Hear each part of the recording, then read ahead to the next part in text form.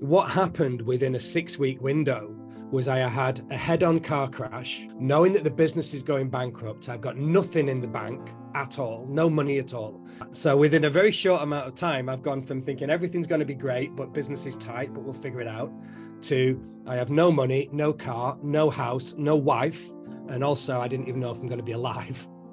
So that shapes you, and it brings out imposter syndrome. It brings in all of those chips on your shoulder. And there's only a couple of ways you're going to respond, right? You're going to go down a really dark place, or you're going to just respond and come back out fighting. But everything that I do really goes back to that.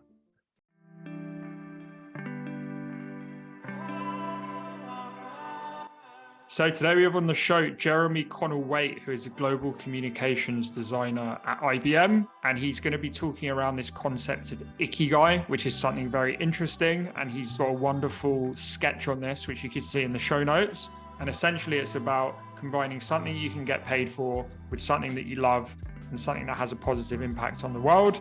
And actually he found Ikigai through his own failure as an entrepreneur, through his dark times that led him to this journey where he found this concept. I'm really excited to discuss this concept of Ikigai today with Jeremy. Looking forward to it. Jeremy, we were talking before about the Lion King, as I always give the analogy. In a story, you need a problem, right? So I love the Lion King, so I love Scar because he's a great villain in the Lion King. But I wanted to start with your life. What was the scar you've had in your life, and a villain and a story you wanted to talk about in that sense? So we're gonna. This is setting the tone for the rest of the conversation, right? Let's just go deep. None of that small talk, usual podcast mincing around with the. Wow, great question to open. Thanks for having me as well. It's an absolute joy to be here. So between kind of 2006, 2008, I had a business that went bankrupt. And it was really easy to blame the economic crisis because so much happened in 2008, and it would have been easy for me to have hidden behind that. It was like, oh, it was really terrible. Lost my business, had an agency with a few offices and a bunch of staff. But what happened within a 6-week window was I had a head-on car crash on the M6 when I was traveling back down to London, knowing that the business is going bankrupt. I've got nothing in the bank at all, no money at all. I can even remember going to a cash machine and nothing was coming out. My friend was with me. He gives me a tenner, his last tenner, because he's also a, entrepreneur, but we've got like no money. Everything's fallen to bits. And I have £10 and I'm looking at this £10 note trying to think, do I buy milk and bread to eat and make some tea for the rest of the week? Or do I put £10 in the car so I've got some petrol to go to a meeting where if I successfully win the pitch, I might even be able to get an advance because I knew one of the directors. So now I've got some money that I can survive a little bit longer. So in the middle of this kind of 2006 to 2008, there was a period of these 6 weeks when I had a head-on car crash going down to a meeting and actually rolled the car. I flipped my car 3 times in a motorway, should have died. The business has gone bankrupt. My business partner's run off. And also, I won't get into the messy side of it, but also I have an ex-wife and an ex-friend in the middle of all of that. So within a very short amount of time, I've gone from thinking everything's going to be great, but business is tight, but we'll figure it out, to I have no money, no car, no house, no wife. And also, I didn't even know if I'm going to be alive. So that shapes you. And being the kind of entrepreneur that I was at that time, with a lot of people telling me, don't be an entrepreneur because you're going to fail. And then facing failure, man, that shapes you. And it brings out imposter syndrome. It brings in all of those chips on your shoulder. And there's only a couple of ways you're going to respond, right? You're going to go down a really dark place, or you're going to just respond and come back out fighting.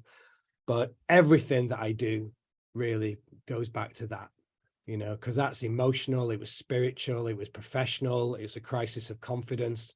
What am I going to do with the rest of my life? Am I still going to be an entrepreneur wanting to make tons of money and change the world?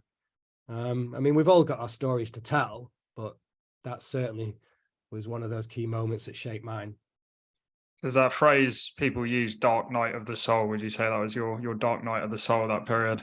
It really was, and I remember a couple of days after the crash, I was actually looking at the photos the other day. I was in a Mini, like a little John Cooper Works Mini, and I loved that car, this little red Mini with these massive wheels. And it was upside down. And some of the photos I've got, actually the photos, they've got lights everywhere because I'm shaking so much. I was unconscious for a while, and they didn't find me because I'm in a ditch literally off the motorway. And I felt afterwards like I should be running around farmers' fields, sniffing flowers and just, dancing hallelujah, right? Because I'm alive. And that wasn't the case. That's not how the brain works. And I got, for a while, I was really depressed, really depressed, and went to see a GP and got diagnosed with depression. Didn't know, by the way, Mike, that it wasn't actually depression. It was part of ADHD, because I wasn't diagnosed with ADHD at the time. So ADHD people who can hyper focus on one thing, but also talk about dark night of the soul. If something bad happens, you can absolutely dwell on that and go deep and dark pretty fast. And about 10% of high performers have got ADHD. So there'd be a lot of people listening to this now that are undiagnosed that might even think they get down or depressed, but actually it's a form of ADHD that might also have the upside of being incredibly positive, and you've like this superpower that can hyper focus. Maybe we get into that later. But within all of that moment, I was like, I should be happy. Why am I not? So there was a struggle for a couple of years of just trying to figure out, what on earth am I going to do next? Yeah. And, maybe. Yeah, sorry, I was going to say, maybe let's take a step back. So how did you end up starting your own company? What was that? So, because it sounds like at some point you're actually very successful. As you said, you had multiple offices and then things all fell apart. So maybe we could talk about that part of your life. Well, I always wanted to be an entrepreneur. I mean, I'm 50, right? And back in, I'm going to get the date wrong. I'm going to say 1986, maybe. Wall Street, the movie with Michael Douglas and Charlie Sheen, still one of my all-time favorite movies. The stockbroker movie, the one. I looked to that and it's like, I want to be Gordon Gekko in a slightly better way, not the greed is good way, but in a, I want to make a difference and make a load of money and then figure out what I can do with some money to do something positive. I even bought, I kid you, so embarrassing. I even bought some red braces, and I'm from Salford and from a pretty rough part of Salford in Manchester.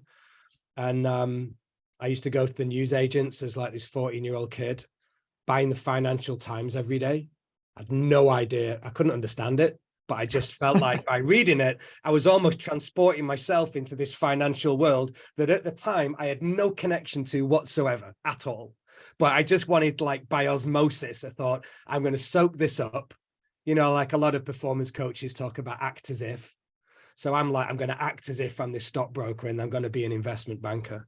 But that really set me on a track of this sort of entrepreneurial spirit. So ever since then, I was listening to Zig Ziglar, Tony Robbins, all the old sales trainers from the 80s.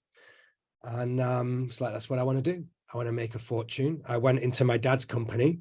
My dad's company was doing quite well, became a partner in his company. I was going to take over the family business. And for many reasons, I didn't, but I went to set up my own, which was kind of print, brand consultancy, marketing, and design. And that was my track. Growing up in the print industry, digital is now just shooting through the roof. So the entire print industry is being disrupted. And I thought, I'm in exactly the right place at the right time. So I think we called it a relationship marketing company, because it was just, I like love people and love product and wanted to build things that connect people, generally through the printed word. And that was it. So that was many years of my life, from the 90s going up to about 2008, until it all fell to bits, and then everything changed. You said everything changed. You had that dark night of the soul. It's shaped you to this day. You said it was your villain. What were like some of the things you learned in that period that have, shaped the man you are today? Well, you always see, don't you, the people that are around you that really matter, like really good friends, people that come and rescue you. There was two amazing Welsh ladies that own a company called Patchwork Pate, and little food company in Ruthin in North Wales. And they took me on. They definitely took me under their wing. I even lived in their house at one point, this lovely big farmhouse, and was doing packaging design and brand design for them. They helped me to get a farmhouse that was like literally peppercorn rent. I'm paying next to nothing, and essentially doing design for them to pay the rent so I can just kind of, dust myself down and figure out what to do next. And one of the things that they did, in fact, that this might resonate with you a little bit. I'm always really skeptical of things that become too overtly spiritual or a little bit too cosmic, but I've been brought up in the church. So I've got a very evangelical family. I know a lot of preachers, a lot of my friends are pastors, been to seminary and studied theology. So, that's also shaped what I do in social media and how people behave and how they act and how movements start. But one of the things that Margaret and Jenny in Wales gave to me was The Secret. You remember the movie? The movie that there's a movie called The Secret. It's really, really cheesy. It's got Jack Canfield and it's all about the law of attraction and act as if. And it's this kind of mindset of you throw things out to the universe and whatever's meant to happen is going to happen and the universe decides. And even though 80% of that I really didn't care for at all, partly because of the style, just didn't believe it wasn't. But there was a lot of that mindset of act as if. And that law of attraction that just helps you to see the positive in everything. And that was one of the things that shaped me, not just having, some amazing people around me that helped me to dust myself down and tell me like, look, you got this, you can do it. It's going to be a different path. But then also to start looking at different mindsets of how can I kind of unlearn some of the stuff that I've been doing up until that point. So I'm kind of early 30s, right? Early to mid 30s at that point. So I've got a lot of stuff to unlearn, but now I need to transition or pivot into this whole new thing. So why do I do that? That's going to take a lot of positive psychology and optimism and hope, even some false optimism, because some of it just was really pure visualization, didn't exist yet. So everything down to daily affirmations and trying to figure out how to meditate and spend more time running and snowboarding and taking my head to a better place. But that's what I learned in that time. When times are dark, you really look within yourself, right? And try and figure out, okay, there's no alternative because I'm not taking an exit. We've got to figure out how to fix this because I still want the big life. I just don't know what that looks like yet. For sure. And I think actually during the pandemic, when people were like locked at home, a lot of people had those like spiritual awakenings as well, because they were just staring at four walls. But so I wanted to come into one of the things you said around like law of attraction and spirituality. And obviously you kind of got in touch with your side during that dark period. And one of the things I talk about on this podcast it's kind of fine getting into that stuff, but it's always, how do you then apply that to your daily life, right? So if you're getting into law of attraction affirmations, how did that then have a positive impact in your life? How are you able to transfer that into your day-to-day? Well, that was the thing. That's a really great point, because you look at all of these things and I don't want to be mean to Tony Robbins, but I'm going to be a little bit tiny. You look at a lot of the people that go to big Tony Robbins events when you're there to change your life, to, get the power within and to figure out what your destiny is and all that sort of stuff. A lot of it is the same people that keep going back over and over again. They've got the same problems. They've not fixed them, but they're still looking for that big solution, as if by paying 5 or 10 grand for a platinum badge and going to the thing with a private audience, somehow it's going to transform me because of this thing. But you're trying to buy into a belief system. And if that's not authentic, it's just another band-aid over a bunch of other things when, you've got some much more serious problems that you need to deal with. And I looked at a lot of things like the law of attraction, and even a lot of people even treat some of Simon Sinek's work like that. I'm a big fan of Simon. I love Start With Why and what he does around leadership. But a lot of people kind of take just the very tip of the iceberg of Start With Why and like, well, what's my why? I'm going to do this so that this happens. And when I fill in my sentence, everything's great. I want to inspire other people to do what inspires them so that together we can change our world, right? I've got an impact and I've got a contribution. But for most people, that's still just a bumper sticker. It doesn't help you to apply it. It's just a really nice thing. It might be an anchor. It could be a North Star. But like you say, absolutely right. You need to figure out, how do I apply that? So as I was looking around all of these different things, and everyone's going to find, their own thing that works for them. And for me, it was the Japanese concept of Ikigai. which is massively taken out of context and is under much debate with many people, including Westerners and the Japanese and Westerners that live in Japan and, you know, Okinawa, is this process of how you find your meaning, your purpose. Like the word Ikigai literally means your reason for being. And I just looked at that and thought that is the most practical application I can think of aligning my purpose and what gets me up in the morning, like what really makes me jump out of bed, alongside what keeps me up at night. Because sometimes you need that dark and light, you know, and you've got to have both. And in business, sometimes we focus too much on what keeps me up at night. Sometimes you get a little bit too visionary and a bit too fluffy, and everything's about inspiration and what gets me out of bed in the morning. Ikigai, really simply, is just the act of trying to figure out how you align those two things by looking at 4 very distinct circles. It's spelled Ikigai for anybody listening. And it's what do I love and what does the world need? Combined with what am I good at and what do I get paid for? And the beautiful thing about that is usually what you're good at and what you get paid for should be your job. And hopefully that's a Venn diagram that overlaps a lot. Otherwise, like you're in the wrong thing. And sometimes people's jobs change. So those circles get further apart as you start moving and evolving and the world changes. But then on the other side, you've got your personal life, which is often the things you really love. You know, could be dance, could be ballet, could be art, playing with Lego, building stuff, coding, writing. And then what does the world need? So I went on a journey to figure out, first of all, I'm going to dump everything that I can think of in each circle independently.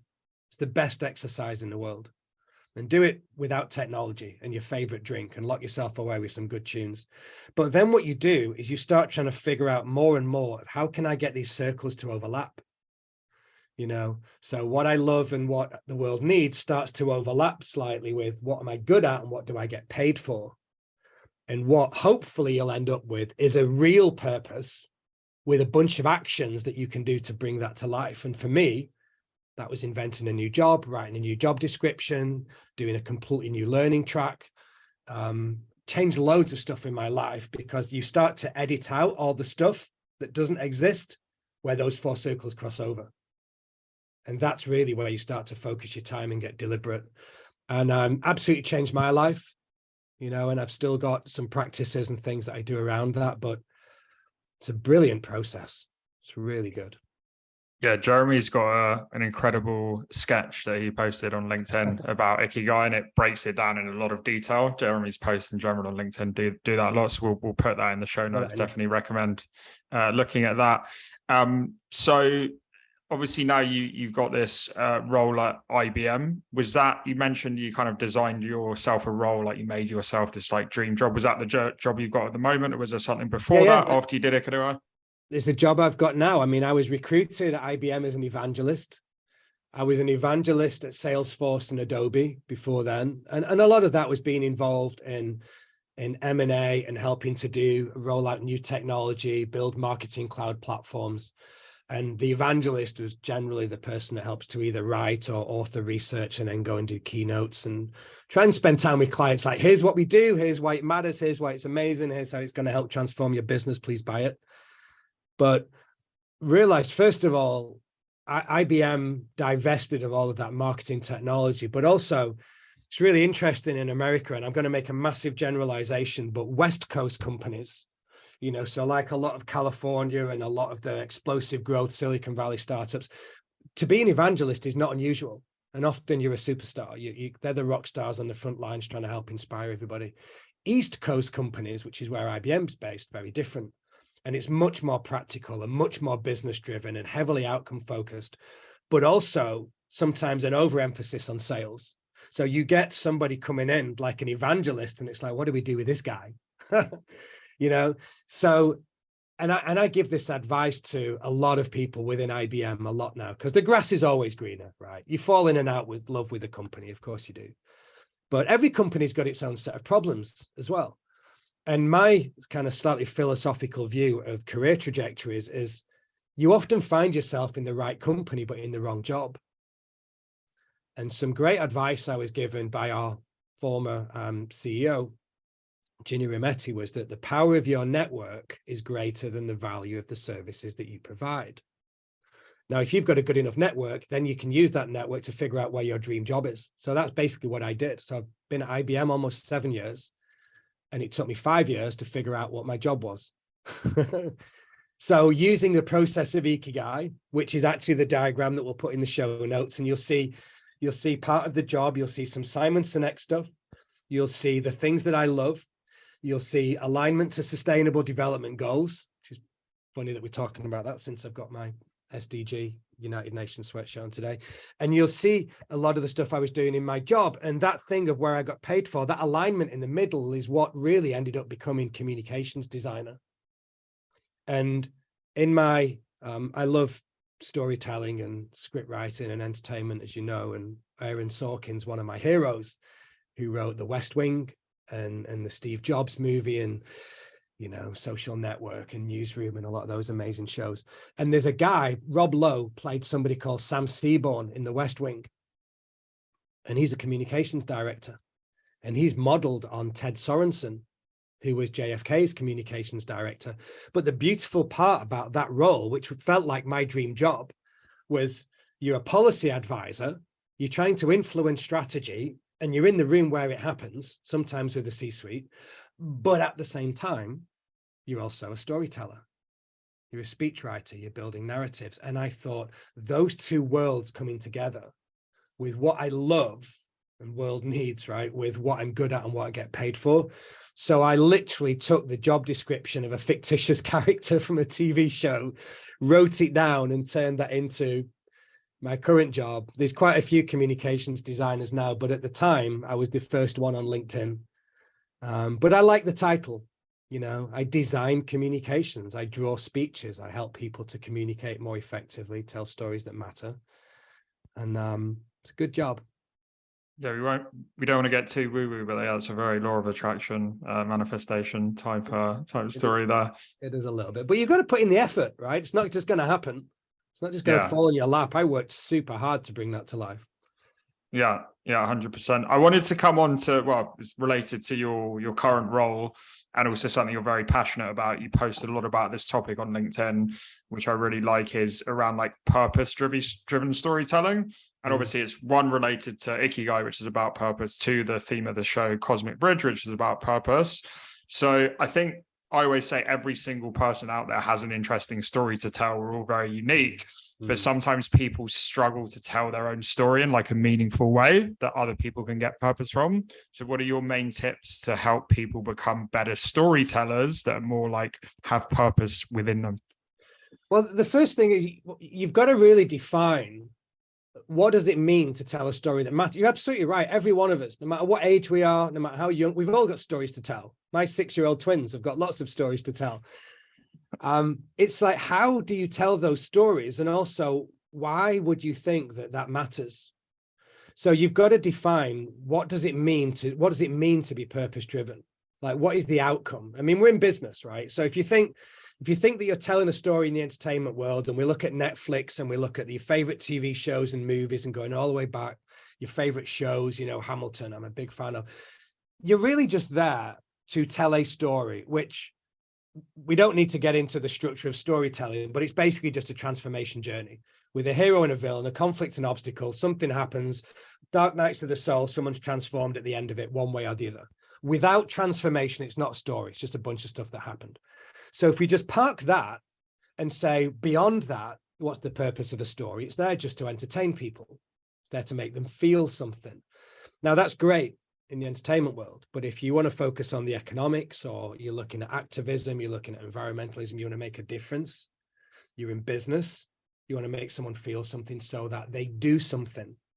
So then we start getting into the realm of action. What does it mean to actually drive some sort of action? So if you're there thinking, how do I tell my story? The question is, well, what's the action that I want? And what does it mean to make a difference? Whether you get into your SMART goals, your KPIs, your OKRs, whatever the thing is that you want to have as the outcome. There's a really nice line that Steve Jobs used a lot. I think Barack Obama said it a few times. You can change the world just by sharing your story. Which kind of speaks to what you're saying. Now, okay, I can change the world by sharing my story. Well, does that mean that if I'm at Davos, I can, speak to World Economic Forum and I can influence CEOs? That's changing the world. I'm in the boardroom of some fossil fuel company. I'm in a big school. I'm teaching at Harvard or Georgetown or wherever, right? Awesome. What about the people that are not? What does it mean to change the world? And you start seeing all these really inspirational quotes of amazing people like Margaret Mead, right? Never doubt that a small, thoughtful group of committed citizens can change the world. Why? It's the only thing that ever has. So we buy into this whole thing. I really like the opposite side of that. When I'm looking to work with other people to try and figure out how you tell your story, and I'm going to apologize for this in advance because it sounds really cheesy, but Mother Teresa once said, if you want to change the world, go home and love your family. Now I look at that of like, okay, I'm going to tell my story. I want to change the world in some way. My world might be my family. Now, for us, that might be your business family. It might be 10 people, might be 100 people. You can start getting into the laws of influence and the 3.5% rule and the law of diffusion of innovation of how many people it actually takes to change everybody else's mind.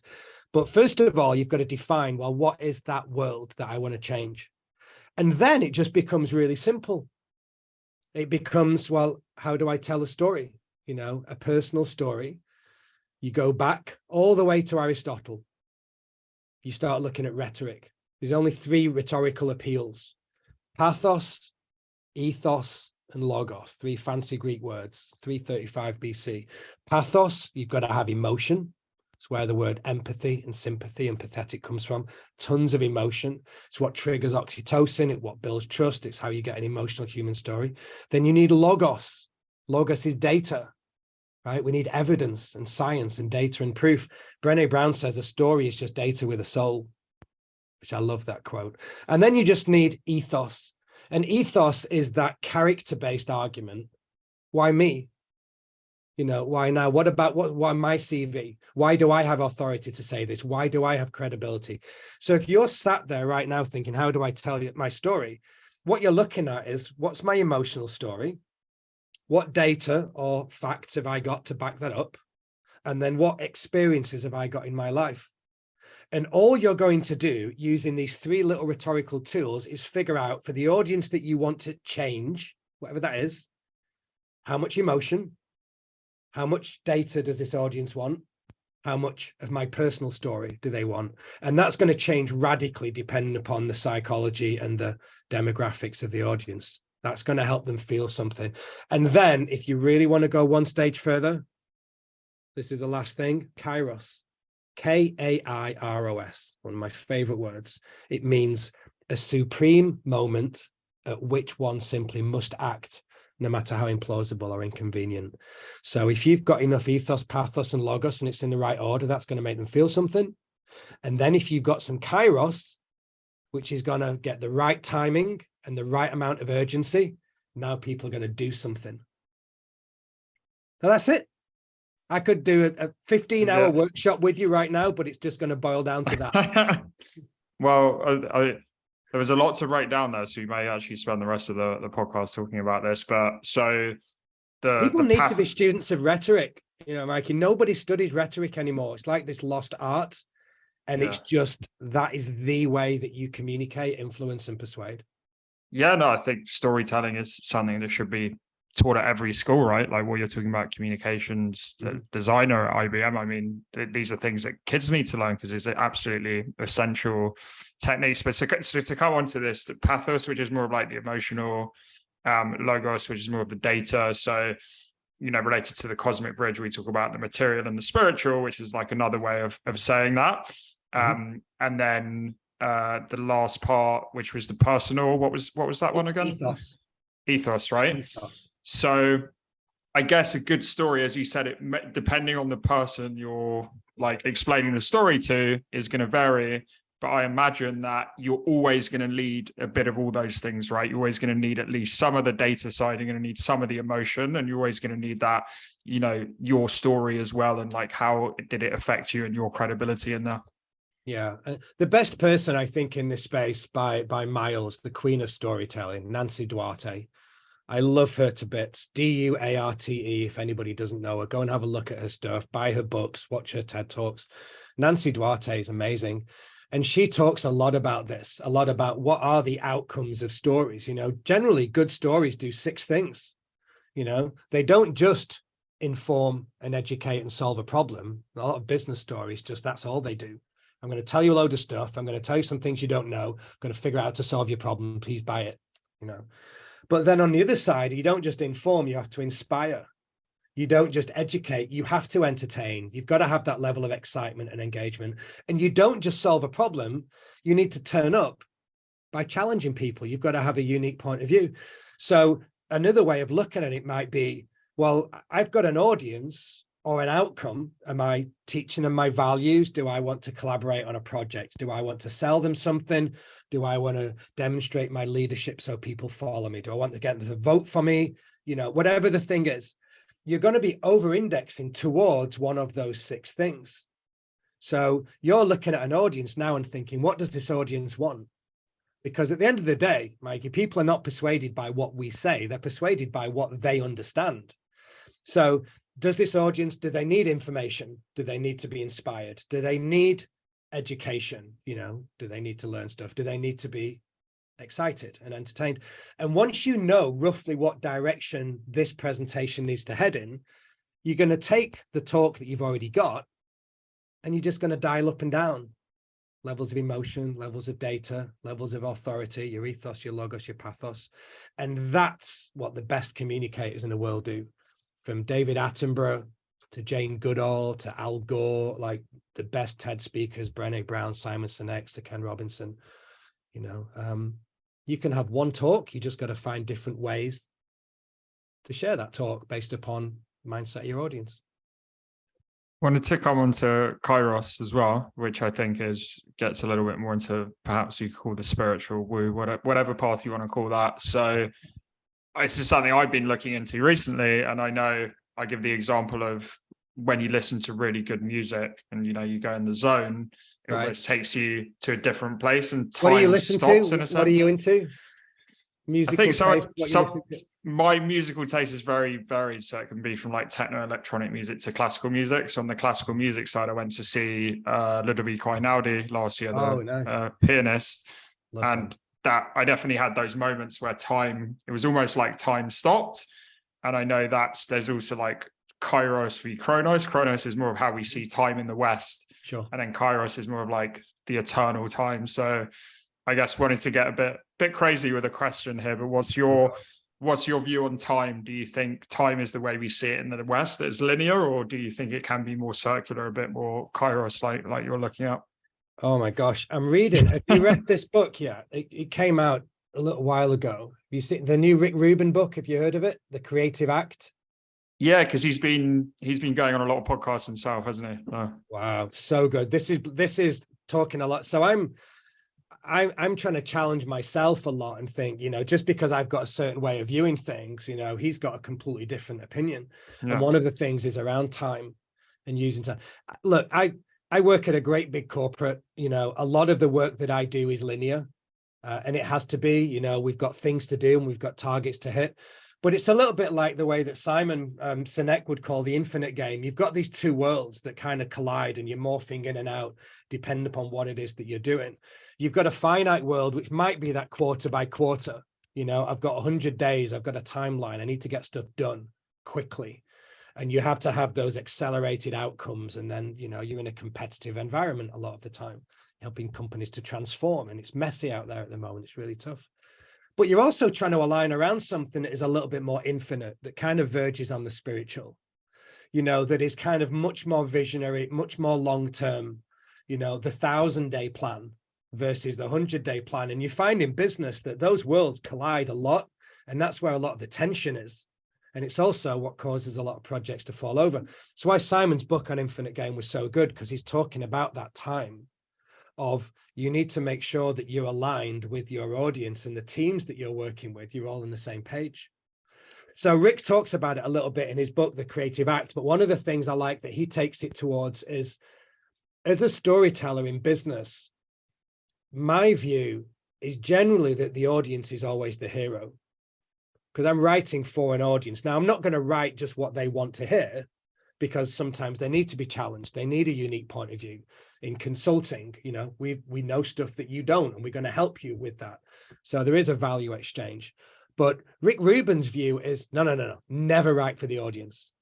The artistic act in itself has to include a much more cosmic approach. There has to be magic, you know, 1 + 1 = 3.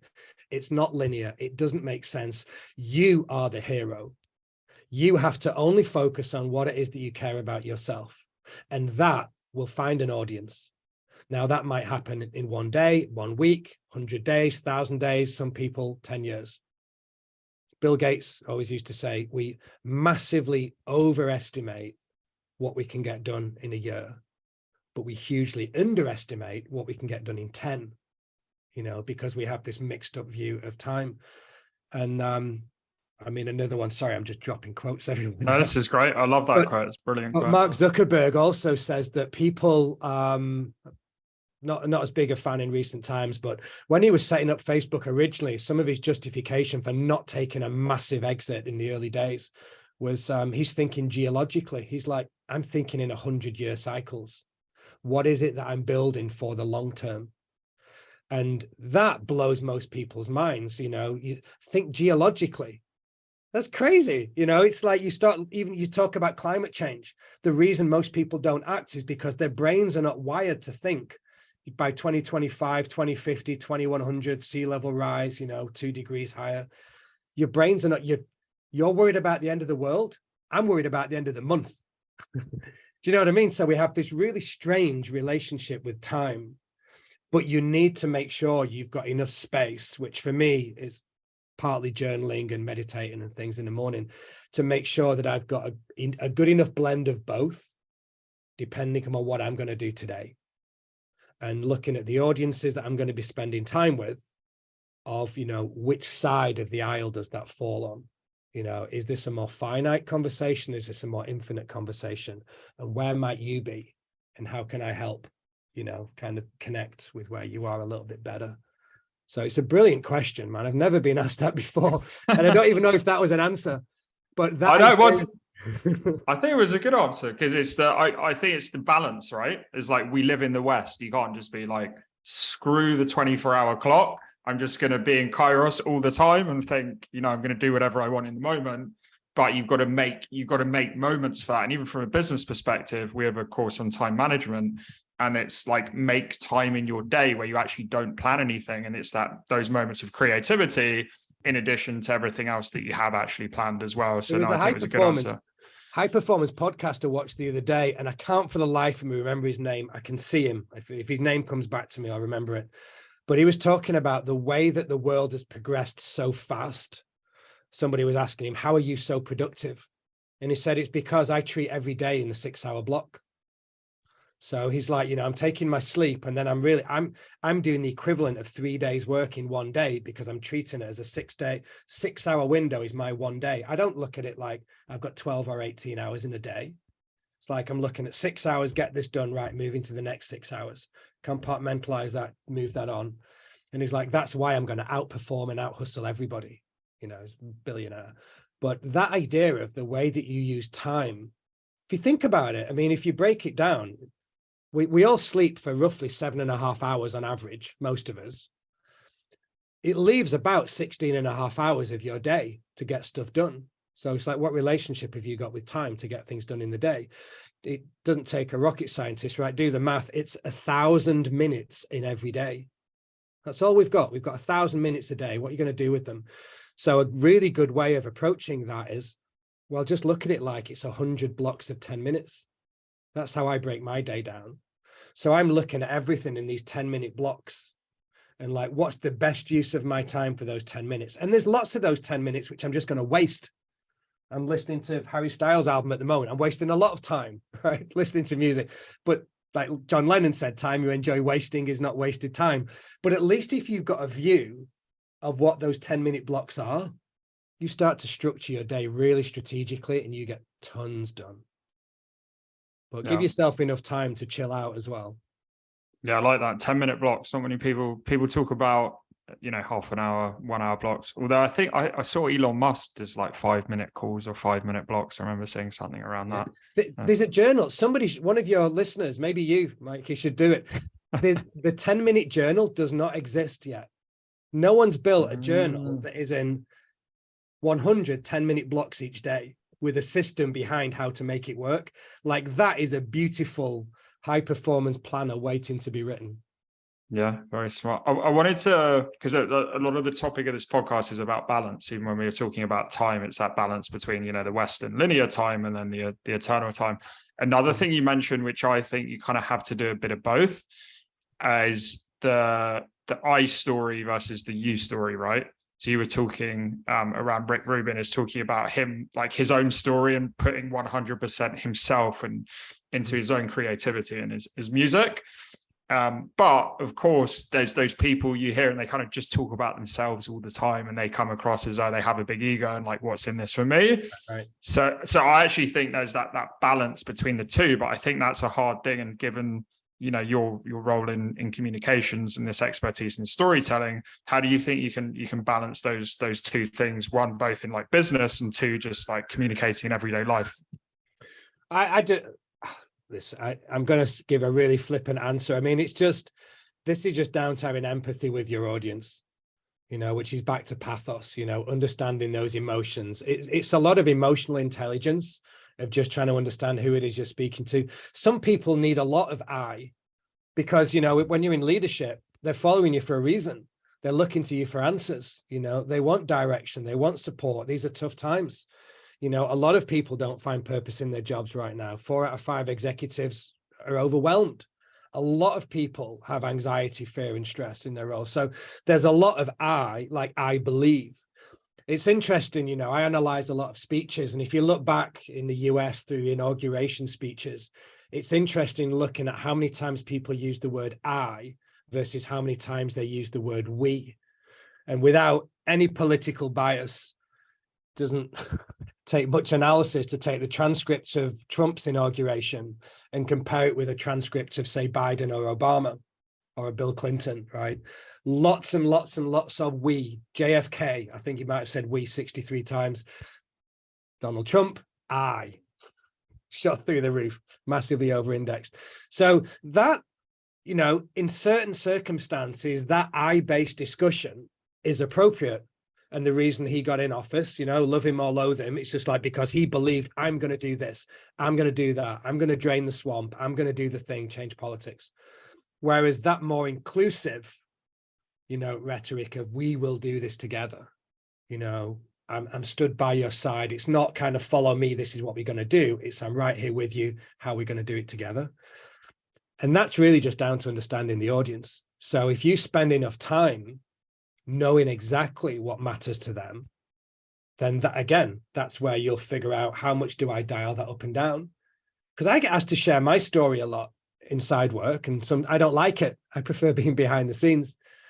But sometimes I know that if I share my story, and certainly if it's the raw story, and there's a few times when I've just been crying my eyes out, and I was a bit embarrassed, but it was, it was a big deal to a few people.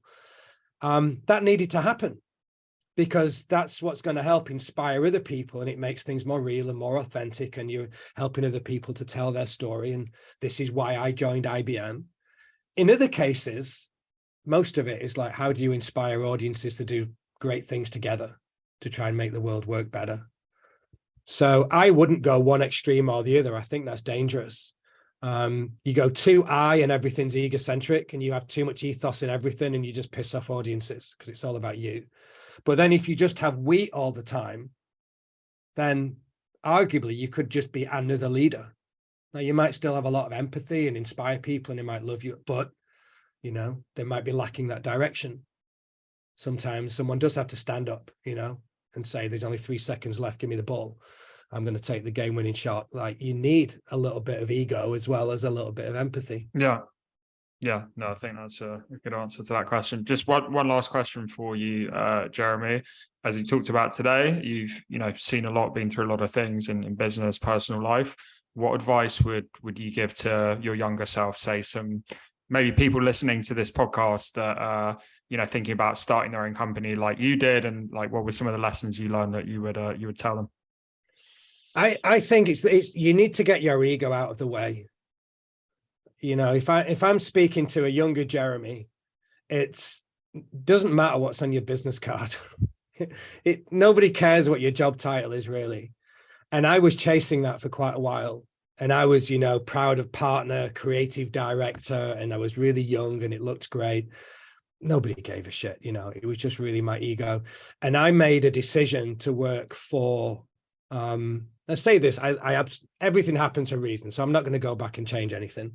But if I was personally given the choice of somebody else in these positions from the outside, like you go and work in your dad's kind of, decent company, but, small, medium-sized business, and you got a nice big job title, would you do that? Or would you just go and be the runner, like be the guy that makes tea in a really amazing ad agency? Like I want to go to TBWA or Reading and Kennedy or something, like one of the really amazing ones. I wish I did that. Now, on the one hand, my career might have accelerated 10 years faster, but then I wouldn't be in the place that I am now if I did that. So the idea of get within an amazing company surrounded by phenomenal people that are going to challenge you, instead of trying to be this, what looks like a big fish in a small pond. And then just never stop learning. My favorite thing to do every day, I've done it since February 2015, since the day it launched, masterclass.com. It's not an affiliate. We don't have any links for anyone that wants to go and check it out. But masterclass.com is phenomenal. I spend at least 10 minutes every single day listening to one lesson. And I've listened to many of them multiple times.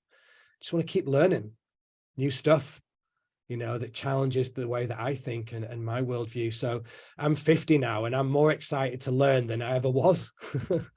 And also, I really don't care about my job title because I think that my job is to help other people do their jobs better. So I would do that, I would figure out your Ikigai. Your Ikigai is going to help you shape your job. Don't get too hung up on what that title is and how big or not your audience is. And then just keep learning and become the best in the world at doing what you do in whatever that tiny little niche is, instead of just trying to be a bit average at a lot of things. Figure out what you're going to get famous for. Love it. Great way to end the show. And I'll put the link to your LinkedIn, that Ikigai post we talked about. Anything else that you wanted to promote here? No, amazing. I'm going to be launching something called earthshot.academy. It's going to launch at some point in March with a course. So somebody could check that out just provisionally and have a look at what's up there. But it's going to be a little online learning school to help people to communicate better.